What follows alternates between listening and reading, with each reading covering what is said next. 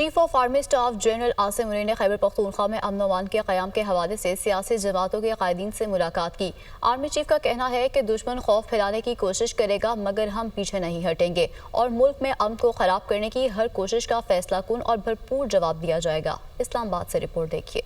Army chief general Syed Asim Munir کا پشاور کا دورہ، سپہ سالار کو سیکیورٹی صورتحال اور فتنہ الخوارج کے خلاف جاری انسداد دہشت گردی آپریشنز پر بریفنگ۔ ISPR کے مطابق اس موقع پر وفاقی وزیر داخلہ محسن نقوی، وزیر اعلیٰ علی امین گنڈاپور اور گورنر فیصل کریم کنڈی بھی موجود تھے۔ آرمی چیف نے پاک فوج اور قانون نافذ کرنے والے اداروں کی قربانیوں اور عزم کو سراہتے ہوئے کہا کہ دہشت گردی کے خلاف جنگ میں سیکیورٹی اداروں کی مثالی کامیابیاں قوم کے لیے باعث فخر ہیں۔ اہم دہشت گرد رہنماؤں کا خاتمہ، ان کے نیٹ ورک اور انفراسٹرکچر کو تباہ کر کے یہ پیغام دیا گیا ہے کہ دہشت گردی کی ہمارے ملک میں کوئی جگہ نہیں۔ یہ جنگ جاری رہے گی اور ہم اسے منطقی انجام تک پہنچائیں گے انشاءاللہ۔ آرمی چیف نے مزید کہا کہ قانون نافذ کرنے والے ادارے شہریوں کی حفاظت اور امن و امان کے قیام کے لیے انتھک محنت کر رہے ہیں۔ جنرل عاصم منیر نے واضح پیغام دیا کہ ملک میں امن کو خراب کرنے کی ہر کوشش کا فیصلہ کن اور بھرپور جواب دیا جائے گا۔